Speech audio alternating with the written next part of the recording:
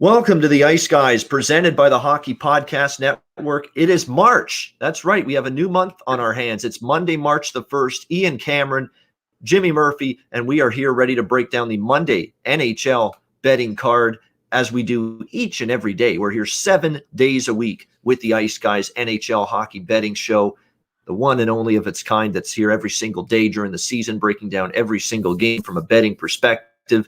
We've got an interesting Monday card coming up. Once again, we've got a lot of rematches from games that we saw with the same two teams over the weekend. We'll get to those in just a second. Brief look back on what we saw yesterday. Quickly, the Buffalo Sabres continue to be lost in the clouds. Another just dreadful performance at home against Philadelphia, getting shut out in back-to-back games against the Philadelphia Flyers.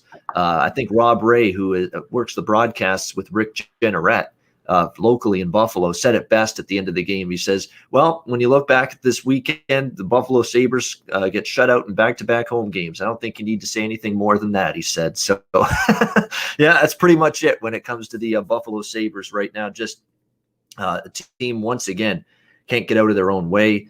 The Washington Capitals with a win against New Jersey. And how about the Chicago Blackhawks yesterday, putting the boots to the Detroit Red Wings? A best bet winner for me on the show yesterday with the Blackhawks in regulation. And congratulations to number 88 for the Chicago Blackhawks, Patrick Kane, his 400th goal in the National Hockey League. Absolutely outstanding career. And to get to number 400 last night, a marvelous future Hall of Fame bound career. And the fact that he is still going strong, well over a decade into this league now for him. It goes to show you the work ethic, the skill is not diminished one bit. Hell, if you watch Chicago games all year, you know that firsthand.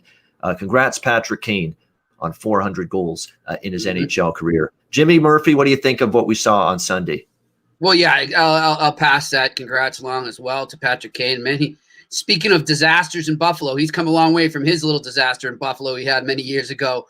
He's grown up and he's become a leader. The ice, yeah, he's become a leader though, and he curled his behavior. He got his what together, and kudos to him for what he's done in his career and what he continues to do. Like we said, I think it was Saturday or Friday, I was talking to you guys. He's kind of the Hart Trophy candidate that nobody's really talking about right now. I mean, he has to be up there with Austin Matthews and Connor McDavid right now. No ifs and buts. A great season he's having, and he's got many more milestones left, I'm sure. So congrats to him. And I had my best bet that hit. There was the Bruins in regulation. And, once again, that leadership core and their best players, when they need to, when their backs are against the walls, with the exception of maybe a Game 6 or a Game 7 in the Stanley Cup Final, other than that, they show up. And they really do deliver and get the job done. And they set the tone from the opening shift. Just really going after Ryan Lindgren, who had been a thorn in their side in the previous game, and sending a message they weren't going to be pushed around. So the Bruins are a good lock there. I think they might turn things around now. So look to them going forward. But I'm seeing in our chat room right now, of course, our man Terry Edelman pumping up the Wild. But I agree with them. Another team that's been fun to watch. And I think really, oh man, that was hockey uniform porn on Saturday. To see the Wild in those North Stars unis and then the Kings in those purple and yellow Kings unis, that was just great. I felt like I was playing Blades of Steel back in the day, showing my age there. So good stuff there, and looking forward to a good week of hockey now. No, it definitely is. It's going to be an interesting week ahead. It's a very important week ahead for some teams. You talk about teams that are middling. The Calgary Flames, this is an important week for them. The Montreal Canadiens, this is an important week for them, these teams that are struggling. The Columbus Blue Jackets, who are all of a sudden back in the tank again and can't get out of their own way at this point in time, losing back-to-back games to the Nashville Predators, heat turning up on John Tortorella. There's a big week coming up for them. We'll get to that in a bit.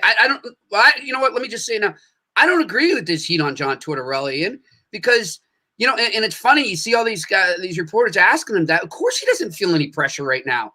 He basically just chased Dubois out. I mean, obviously the GM is siding with him. Is the GM going to turn around after getting his back with the whole Pierre-Luc Dubois situation? Is he going to turn around and fire him now because they're on a skid? I don't think so. I mean, it seems to me there's a harmonious relationship there between Jarmo Kekalainen and John Tortorella. So unless something comes down from ownership, get rid of this guy. I don't think it's happening. I mean, maybe in the offseason because he's a free agent, but I don't sense the heat that everyone else is sensing just based on what happened with Dubois.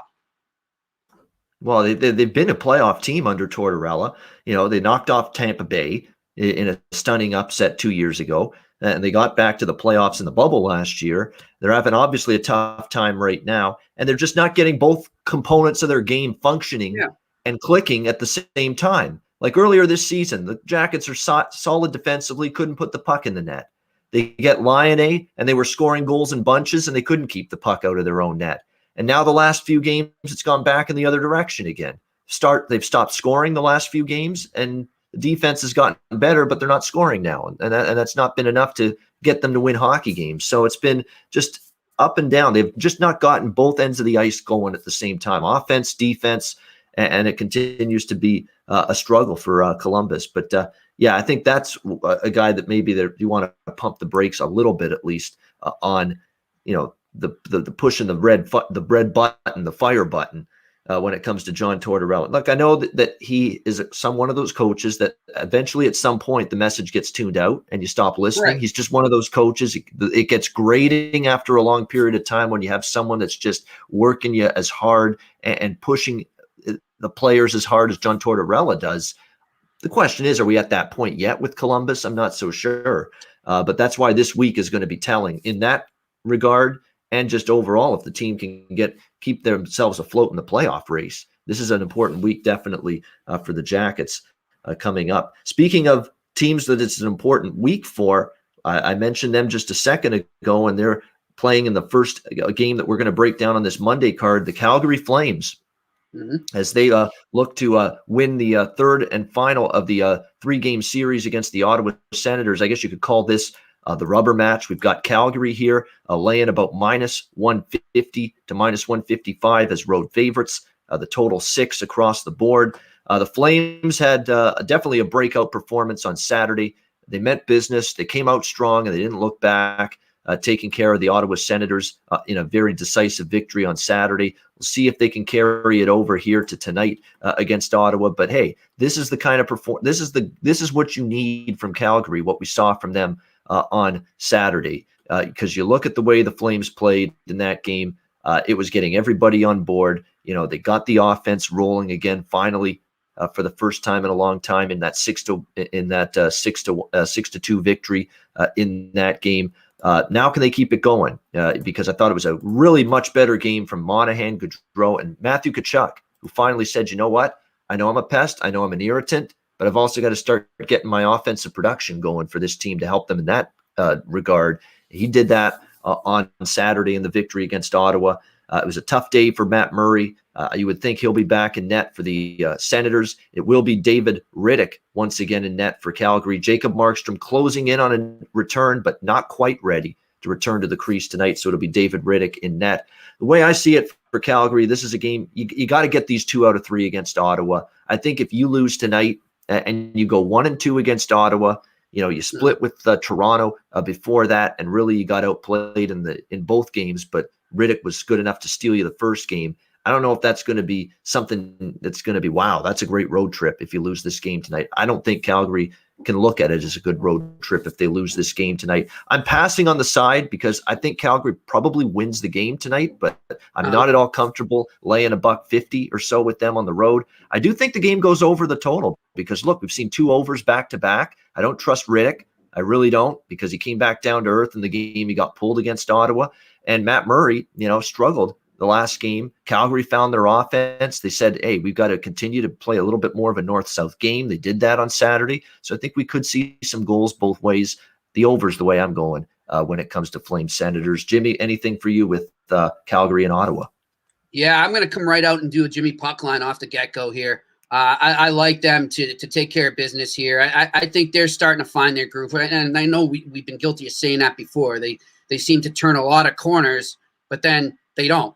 But I think we're finally going to get that with the Calgary Flames here as we go on. And I mean, they're just too good not to be like the team we saw last year. So give me the Calgary Flames minus 1.5. And I look at maybe Matthew Tkachuk on a goal prop as well. All right, so maybe looking at Matthew Tkachuk as well to score tonight, goal scoring props. And again, because this is someone that, had some trouble scoring and then all of a sudden finds the back of the net the other day, something that maybe can keep going here. So Jimmy Puckline, Calgary, -1.5 here for Jimmy Murphy with the Flames taking on the Senators. You can get that here at about +160. So a nice plus money price tag on the Flames Puckline there. We move on to Carolina and Florida as their little series goes on. We've got the Hurricanes and Panthers, about even money, -110 here on both sides, the total 6 across the board. You know what? I was worried like you wouldn't believe in the third period of Carolina, Florida. And I'm thinking to myself, you know what? Florida's been so good to me. I've cashed so many times with them. What the hell was I thinking going against them on Saturday when they roared back from that 2-0 deficit to tie the game in the third? But then Carolina goes ahead, and I'm thinking, all right, I'm going to escape here. But no, Florida ties it with 2 minutes to go, 3-3, the Cardiac Cats. I know Steve Goldstein, who does the television games in Florida down there, Goldie on Ice. That's a great Twitter handle. He's got Goldie on Ice. But he always calls them the Cardiac Cats this year because they've had so many comebacks. And sure enough, I thought they were going to pull off another one. But then Carolina rescues themselves, I guess you could say, to get the win 4-3 in a shootout. So I had Carolina in that game and the over. Cashed both of them on Saturday. In this game, I'm going to go Florida in the over. In this game, I'm not going to deviate from the over. We've seen both of these teams generate offense. Both of the games go over the total between these two teams. Florida played in Carolina last Monday. That game ended 4-3 as well. We had Carolina and Florida on Saturday. That game ended 4-3. Mm-hmm. Both of them go over the total. Like I said, the goaltending for both of these teams is, I think, somewhat suspect. I know Chris Drieger will be in net. He's been the better of the two probably than Bobrovsky, although Bobrovsky had been a little bit better the last couple. And then on the other side, just, Nedeljkovic will get the start tonight between him and Reimer. That's definitely not a goaltending duo I see, completely shutting down this Florida team here tonight in this one. So, and Florida hasn't lost 2 in a row. I'll come right back and hammer that same betting angle that I've talked about previously in games involving the Panthers here on the Ice Guys show, where they've just been able to bounce back off a loss. And I expect them probably to do that again here. I like the Florida side right around even money. And also, if it ain't broke, don't fix it. Hurricanes, Panthers have had 2 straight overs head to head. I think we have another one here tonight as well. Jimmy, anything for you, Carolina, Florida? Yeah, I'm loving the over in this, Ian. This was almost, I think, my best bet the other night, but I went the other way with the under on Winnipeg, Montreal, and thankfully nailed that. So I like them to continue to go over in this game. I'm not going to touch the side just because they are so back and forth the way these games have gone between these two teams. So let me stick with the over in this one. All right, so over for Jimmy, over for me, Florida for me as well at around -110 in this one. Even though Anthony Duclair, it looks like, is going to be out tonight for the Panthers. He had played pretty well, but you still got a situation where you've got Carter Verhaeghe, Barkov, Frank Vetrano is just ridiculous right now. The former Bruin, Jimmy, Frank Vetrano doing big things right now with the things right now with the Panthers, playing well.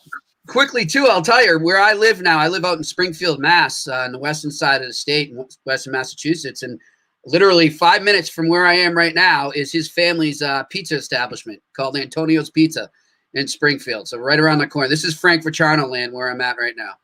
All right, good stuff. So there you go. If you're in Jimmy's neighborhood, support the old pizza joint there. Give him some business. Antonio's. Yeah. Some of the best pizza places are those nice little small pizza joints. Not these chains, not these big, franchises. It's the big, locally owned and operated and run pizza businesses, and that's usually where you'll find some of the best pizza that you'll ever eat. But yeah, good stuff. Good to see him doing well too in Florida, and of course Huberdeau, he's a good kid. Wenberg. That's another. You talked about Columbus. We talked about Columbus having issues. How frustrating is it that Alex Wenberg goes to Florida and now he's putting the puck in the net and making an impact? So it's got to be frustrating. Yeah, he's one of those kids they were waiting to develop, and he just sort of never could do it there. But he seems to have found his niche down in Florida.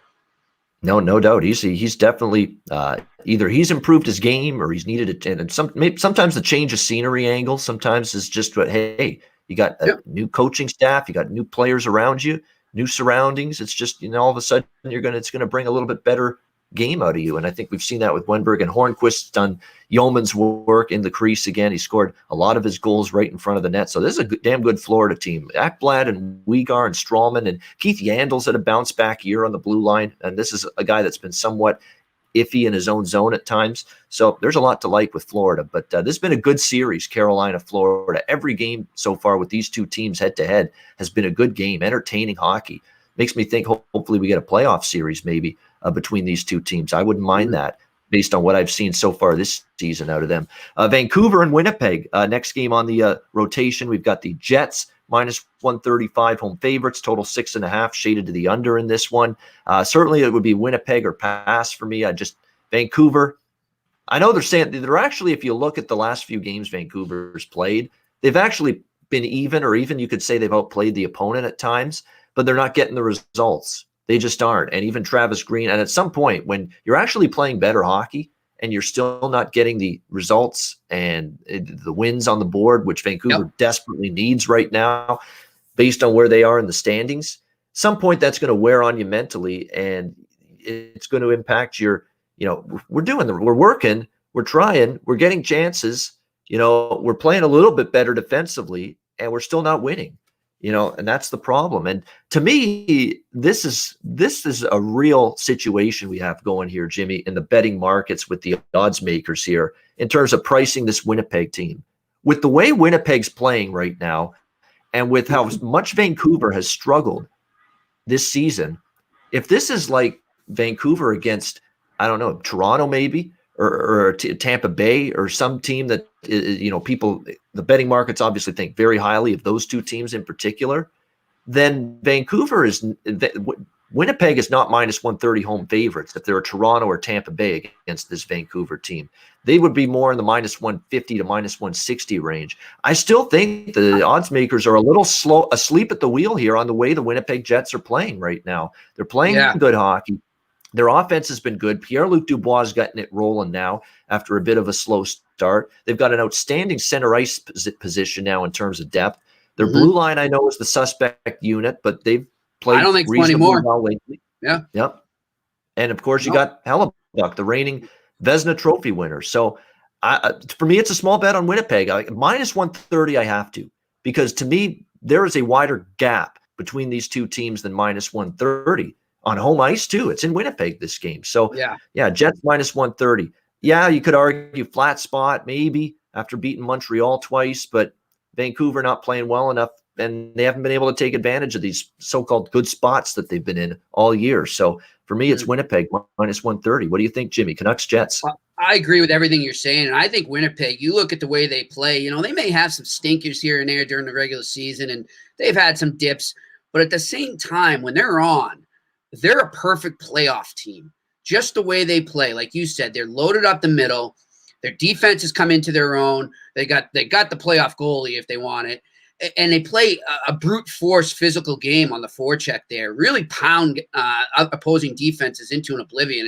And, I saw the way they handled Montreal like that with those forwards. Really couldn't do much against that Winnipeg defense. And that's not to discredit what Hellebuck did, but their forecheck is really tough. So, I'm going to go with the even wider margin here and bring out Jimmy Puckline again. I love the value you can get. I'm looking at a plus 170 on the minus 1.5. So give me the Jets minus 1.5 in this one. All right. Like another Jimmy Puckline come into play here. Winnipeg minus 1.5 plus 170 with that on the Jets here in this game. They got outshot by Montreal 41-21 on Saturday. Montreal did play well, but again, that's when you got Hellebuck. They held the fort. And did a really good job, in that game, withstanding the Montreal onslaught, finding a way to win here. There's a Canuck fan in our chat right now, Brian, Canucks fan for 40 years, and I'm all over the Jets, he says. So there you go. He doesn't have much faith anymore in his team either. So, that's right? frustrating. Yep, and that's the frustrating part. Like they've been like, there was a time early in the season, some of those games for the Canucks, it was an embarrassment. They were awful. They were humiliated. They have gotten better since then, but they're still not getting the result. At the end of the day, they're still not getting the victories here in terms of this hockey team. They got some issues with JT Miller. He's been kind of, I don't the P word, pouting a little bit. I guess you could say that. I thought you were going for another word. Mightily. Okay. Yeah, he's definitely struggled this guy for the Canucks this year, and that's a problem too. Considering you lost to Foley, Pettersson's been hot up and down, Horvat's been up and down, Besser's been up and down. You need more out of Miller. You definitely do. Yeah, I'll tell you, with the Vancouver Canucks, I think, you could make a strong argument that out of all the NHL teams, they were affected by the pandemic the most, because I think economically that forced them not to be able to bring back a Tanev or a Markstrom. I think in his heart, I think Jim Benning had to know, look, Thatcher Demko was great in the bubble. He showed a promise. He's our future, but I really don't think that he wanted to let Markstrom go. I think that was just from above, and it is what it is. You have to do that. Now, did Benning put him in a bad situation cap-wise with other players heading into the pandemic? Yeah, but he couldn't have foreseen a goddamn pandemic coming and the economic crisis that would come with it. So, just a firestorm of stuff has happened for the Canucks there, and let's not discount the value of Chris Tanev on defense there. Am I getting Brandon and Chris confused? I always do. It was Chris, right? Yeah, Chris Tanev is his name. Yeah, okay. And he was partnered with Quinn Hughes. I think without him now, Quinn Hughes is really taking a beating, and he's really feeling it physically. I think, Tanev was able to kind of pull that away from him and let Hughes be creative out there and play offensively. And right now, he can't do that. He doesn't have that support or that blanket there. So I think that really is an underrated loss for the Vancouver Canucks, and I think that's why you've kind of seen a decline in Hughes, maybe not offensively, but overall in his game. Yeah, there's been a lot of gaffes, a lot of just missed assignments, missed coverages in his own zone. Now they put him with Travis Hamonic, and Travis Green. That's actually a good decision. Right. Put him with Travis Hamonic, because Travis Hamonic is going to be that guy that's going to be right in front of the net, protecting, be good defensively. We talked about how Calgary was never the same after he got injured defensively when he played for them. That's a good pairing. That's a good person to put with Quinn Hughes right now, because that's what he's hoping for. Hamonic can be that defensive backbone on that pair, be in front of the net, be sound defensively, make the right reads, make the good plays, take the guys out in front of the net, and then let Quinn Hughes be that creator from the back end again on the blue line. So yeah. I like that pairing. Now, is it going to work? We'll have to wait and see. But I think in theory, I like what Travis Green's doing. And Travis Green's a bright guy. This is not on Travis Green, all of this. Yeah. They shouldn't be talking about his job at all. I think that's just nonsense. This is what it is. Look, this is a team that I think got too good too soon. And we've seen that many times where teams are sort of rebuilding or retooling, if you want to call it, and they have this breakthrough season maybe that we didn't expect, and then they kind of revert the next season. The future's bright in Vancouver. They still got a lot of young skill there. They'll come out of this, in 2 to 3 years and be back where they were, playing the way they were in the bubble last year. But it's just one of those things that just happened, and it's too bad. It is. And that's what happens with the fan base. They see last year, wow, second round of the playoffs. Look at what we've done. Yeah, and then that was all smoke and mirrors. And then they don't account for the fact that they say, okay, Markstrom's gone, Tanev's gone, Toffoli's gone. We've lost some key pieces, but that's okay. We finally broke through that glass ceiling. We can do it again. Doesn't always work that way. And unfortunately, Vancouver finding that out so far this season.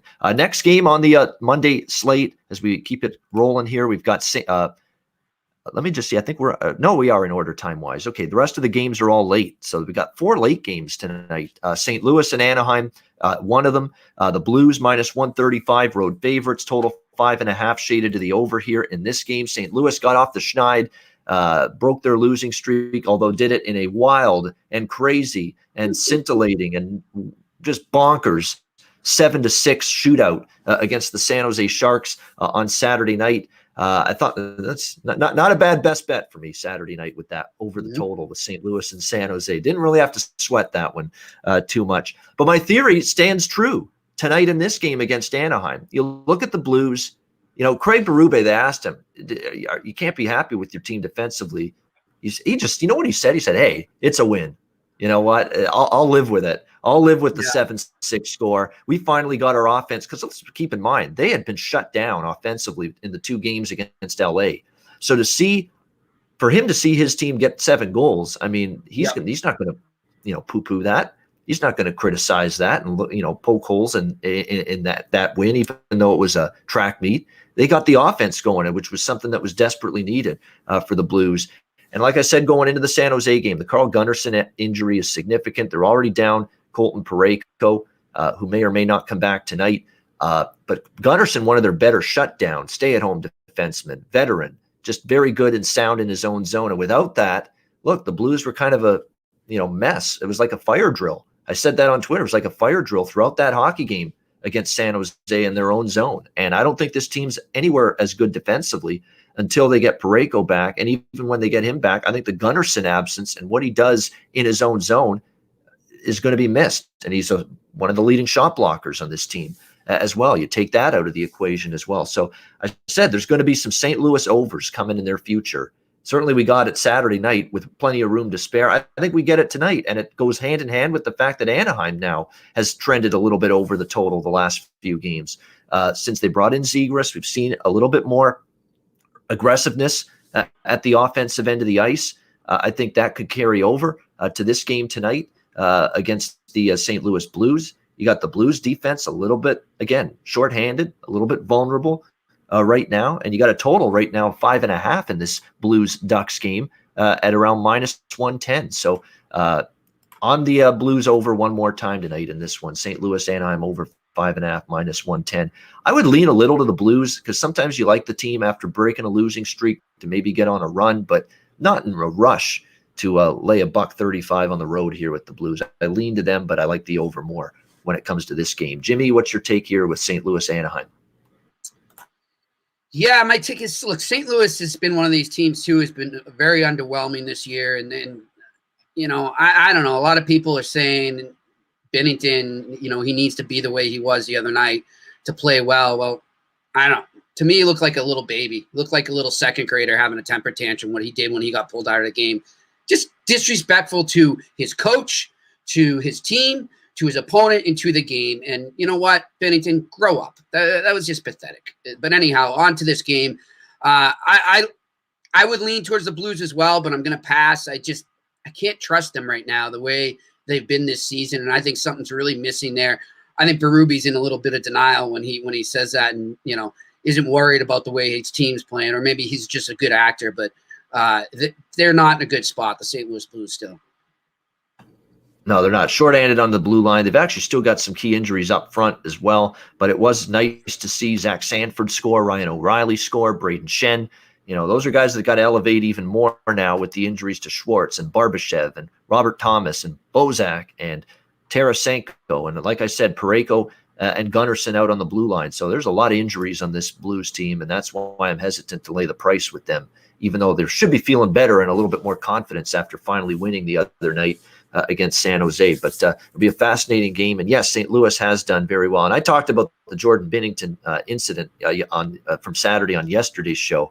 And you're right. It's to me, he's just, popping off and you're just skating. Now, we don't know if someone said something, and that's something we still haven't heard a definitive answer on. Yeah. Did someone from San Jose chirp him as he was going off the ice? And did that lead to him, giving someone a poke in the chops there with the stick? A couple of San Jose players, he did that too. Or was he just frustrated and he's like, I'm going to cause a ruckus here to try to wake up my struggling team? I think that's what it was. I don't think anybody said anything. I don't know that. Me neither. I'm just surmising, but I don't think anyone from San Jose said anything to Binnington. I think he's just saying, you know what? Our team is in a mess right now. We're struggling. We're on a losing streak. We're losing this game right now.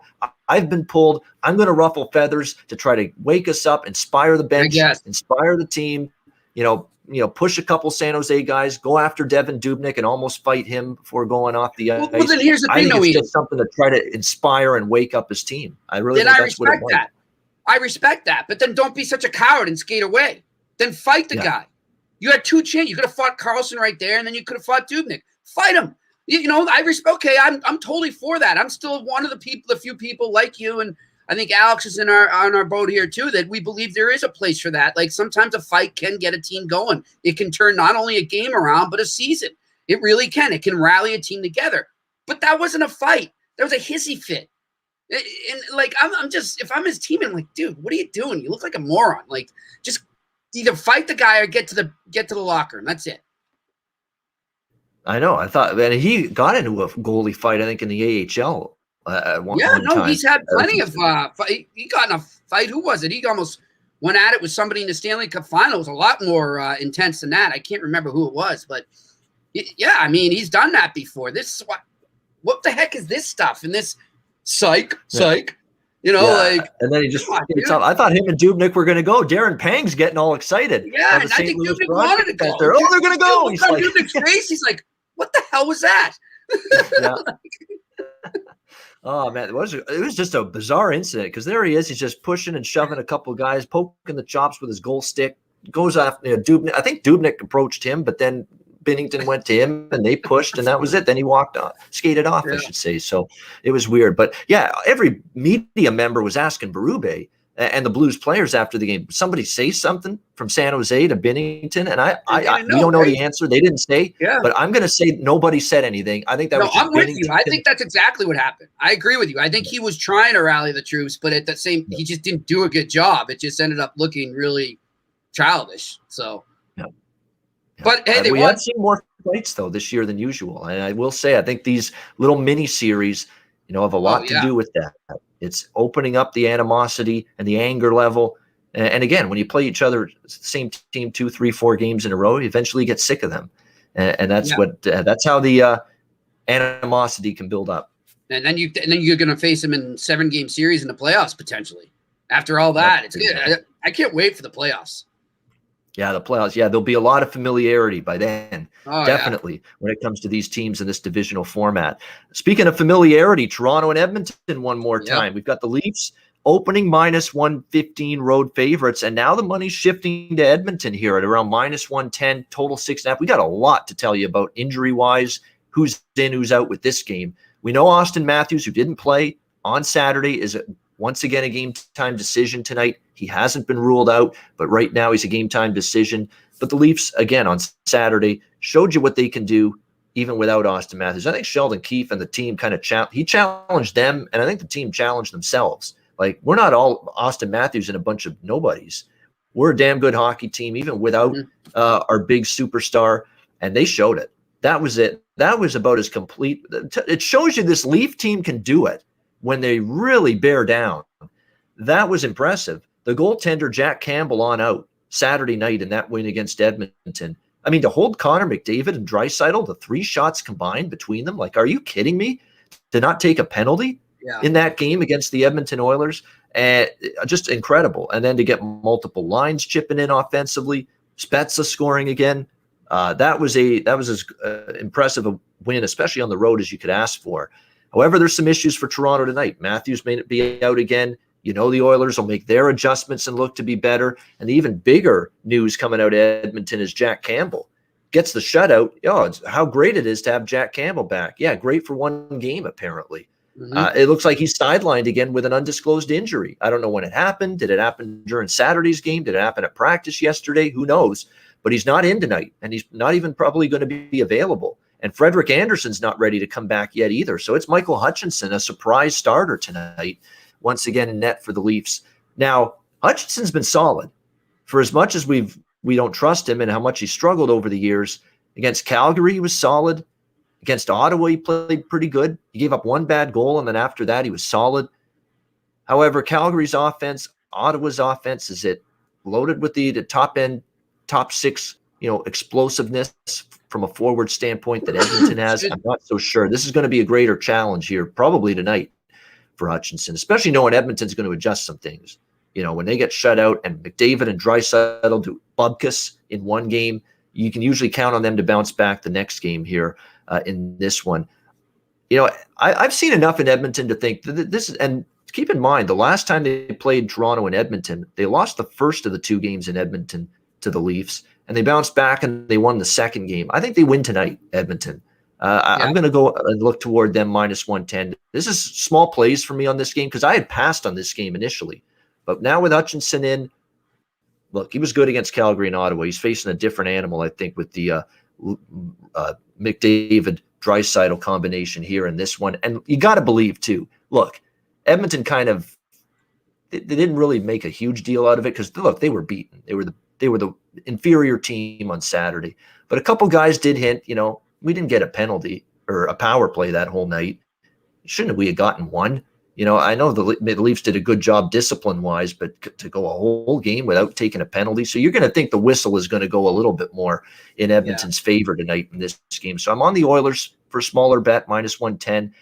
And I was hoping for 6 with this total, and I wasn't going to bet this over 6.5 initially. But now with Koskinen to me, I don't trust him. I just don't. He's been on a downward trajectory for a while. There's a reason why Mike Smith's been getting the starts lately, but yet Dave Tippett going to Mikko Koskinen tonight for the Edmonton Oilers. So you got Koskinen and Hutchinson. Yeah, I think the goals maybe we didn't see on Saturday, we might see them tonight. So I like the Oilers. I like over 6.5 here. Jimmy, what's your thoughts here? Rematch, Leafs, Oilers. Yeah, I'm with you on the offense. I think we'll see in this game. Give me the over as well as an official play. And if I was going to lean, I would go with the Oilers as well. I like the bounce back opportunity here. And just, I think that game, even though Matthews was out and, the line shifted so much, I still didn't like the feel for it for Edmonton just because it was one of those back from a road trip. Things are going, maybe they're going to get a little false sense of comfort, and that's exactly what happened. So I think they bounce back from that tonight, but that's just a lean as far as the side goes. Give me the over as the official play. All right, so just a lean to Edmonton, but officially with the over 6.5, Jimmy, with the Leafs and the Oilers. And that's exactly why Edmonton's a small play for me, because they are rolling. They are playing great. They're more than capable of finding a way to win with or without Matthews again. But with Hutchinson and net, with Edmonton, I know going to be a lot more forceful. Dave Tippett saying they didn't win enough battles. They didn't fight through enough defensive checking by the Leafs Saturday. So you'd expect them to be better in those areas here tonight. Fight through those checks. How many times do you hear coaches say that? Fight through the checks. Win the one-on-one puck battles. I think there's an onus to up their intensity and their effort level in those hard, tough, one-on-one puck battles, board battles, whatever you want to call them. The Leafs were winning them Saturday. Edmonton's talking about being better in that regard here tonight. Next up, we've got the Minnesota Wild and the Vegas Golden Knights. In this one, we've got Vegas -145 home favorites, total 5.5 here, shaded to the under in this game. Marc-Andre Fleury confirmed in net for the Golden Knights tonight. He has been absolutely outstanding. 1.59 goals against for him, 941 save percentage as well for the Golden Knights. 9-3 record. He's been absolutely outstanding. Cam Talbot, though, in net for the Wild. This will be, I believe, his second start since he returned. He made a start last week and was very good in it for the Minnesota Wild. He'll be in net tonight for Minnesota. Look, Minnesota's rolling 6 in a row. They're playing really good hockey. They've got a good head-to-head track record against Vegas. They're actually one of the few teams in the league that can say, hey, we've done really well head-to-head, and we're beating up Vegas head-to-head since they became a franchise. This Wild team can say that.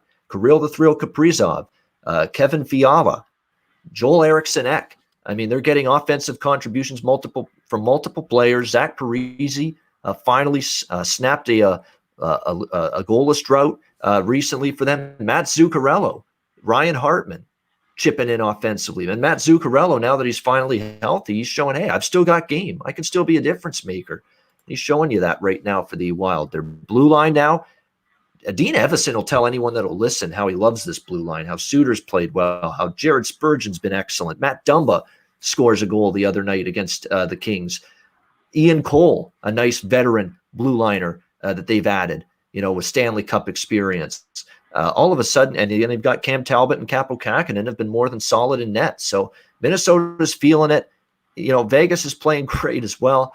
But you're going to give me a chance to bet a team that's feeling it, that's won 6 in a row at a +130 underdog price. One of those wins, by the way, being at Colorado. Not many teams have won at Colorado this year. Minnesota was one of those teams. So I'm liking Minnesota here, +130. Win or lose, that's to me where this value is in this game with this red-hot Wild team. They've done well head-to-head against Minnesota. They're on a roll right now. They showed the ability to beat an elite team when they won at Colorado. So for me, +130 is a take on the Minnesota Wild. Jimmy, anything for you here? Wild Golden Knights. Yeah, I'm liking some extra time in this game. Give me the draw in this one. I like a real good game ahead of us with these two teams. As you said, and as Terry tells us, I mean, it's been tough for the Vegas Golden Knights against the Minnesota Wild, and so I think they give them another good battle today. I think it's so evenly matched that I'm just going to go with an overtime. So give me that draw. All right. Yeah, the draw is a good option. I think it'll be a tight game either way. Vegas plays a lot of one-goal games. So Yep. that wouldn't surprise me at all. Plus 335, what you can get I love here that. with the draw. So heck of a good price if that game can end up going to overtime. All right, the final game on this Monday card, Colorado, San Jose. We've got the Avalanche, minus 210, road favorites, total 6 across the board. This has been bet up heavily. Like, this is already a team that opened minus 170 as road favorites, Colorado, and it's moved up 40 cents. That's not a small move. That is a big move. So there's people laying some serious cheddar and serious wood on this Colorado team here, up to minus 210 in this game. Hard to argue, though. I mean, how's San Jose going to contain the Colorado Avalanche offense if they're giving up 7 goals to a previously struggling St. Louis Blues offense the other night? Yeah. You know, that was Dubnyk, and Dubnyk was just hideous. I mean, that's not even a strong enough word. He was absolutely hideous. It's not going to be him tonight, but still, it's a very suspect Martin Jones instead. You know, it's not like that's a significant upgrade by any stretch of the imagination here. So, yeah, it's probably going to be a tall order for San Jose. They've been an over machine most of the season. They continue to struggle defensively. That's where the issues are. Their penalty kill is awful. Their defensive coverage is downright lousy. And, of course, half the time they can't get a save from either of their goaltenders. So it's going to be a tough night probably for Colorado. Initially, if this line opened, you know, where it is, minus 170, you know, I would have looked to Colorado in terms of in regulation. But even now, the Colorado in regulation with the 40-cent move, it's all the way up to minus 150. So for me, I'm going to switch that to a puck line. So this will be my Jimmy puck line of the card here. Colorado minus 1.5 at around plus 120 in this game against the Sharks. Just going to be, I think, tall order for the Sharks. And I also like over the total. It's over 6, minus 110. The Avalanche, I think, can get their offense going here. Remember, Colorado's played a good checking Vegas team, good defensive Vegas team, you know, a team in Arizona that plays a lot of close, tight to the vest defensive hockey. Now they get to flex their offensive muscles a bit. If you're Nate McKinnon and Landeskog and Rantanen and Kadri and Burakovsky, and you go on down the list, now all of a sudden you can flex your muscles against a much weaker, much more inept defensive hockey team. So this could be the night where, you know, Colorado is overdue for a little bit of an explosion on the scoreboard. It could happen here tonight in this one. So I like Avs puck line over the total as well here against the Sharks. Jimmy, what's your take here? Colorado, San Jose. You know what? This game, I agree with everything you just said about Colorado and all the reasons they should just walk out of there with you know, after shellacking San Jose. Like, just it should be no contest. But it just reeks to me of one of those games to the bettors, and one of those, you got to be kidding me. When we, you know, you see that, you look on the score and you're checking that score in the second period, and the San Jose Sharks are up 2-1 in the Colorado Avalanche, and you're wondering, you never know. They can score. They've got a good offense. Timo Meyer is red hot right now. Hurdle. So I'm staying away from the side on this. There's something about this game, you know, I guess pun intended, fishy to me with the Sharks here. Maybe they're smelling some kind of blood. I don't know. There's something weird about it. I do love the over call, though, so I'm going to go official on the over in this game. All right. Is liking the over. And to be honest, I like the over a bit more than the puck line as well. I'm on the puck line too. That is a bet, but it's a little bit better, a quarter unit more personally that I've got on the over in this game. But yeah, the trepidation is real because San Jose, they've kept themselves in games because, you know, their power play has been excellent. Just ask St. Louis. I mean, they couldn't kill off any of San Jose's power plays the other night. No, their offense is very capable. That's been okay for San Jose. Yeah. Evander Kane had a big night. Kevin LeBanc, Logan Couture. Like I said, Meyer has been absolutely outstanding as of late. No, they're getting the offense. It's just they can't keep the puck out of their own. And that being said, though, you look ahead at Colorado's schedule. I'm looking at it right now for this week, and I mean, you know, if they, you know, good teams beat bad teams. That's what a good team does. They win the games they should. So if I believe they're a cup contender and they are a good team, they've got a week ahead where if they play their cards right and they don't overlook their opponent, I mean, they can gain some huge ground in the standings here and make up, obviously, for a lot of lost time they've had with COVID and stuff. So they could gain some steam here if they play their cards right. Yep, They've no got doubt. the And Ducks again, too after the Sharks. They've got the Sharks one more time, and then the Ducks, I think, twice. So this is a good chance for them to move ahead. yeah, no doubt. And again, the Avalanche got 6 different players scored for them against Arizona, 6-2. And before that, they'd scored 5 goals in 3 games combined before that 6-2 win against Arizona. So that's a sign. Floodgates opening a little bit here, and should open again against this San Jose Civ defense. We'll see if that is indeed the case tonight for the Avalanche. All right, great stuff. We've gotten through the analysis of every game on the Monday NHL card. Before we get to best bets, hey, we're rolling.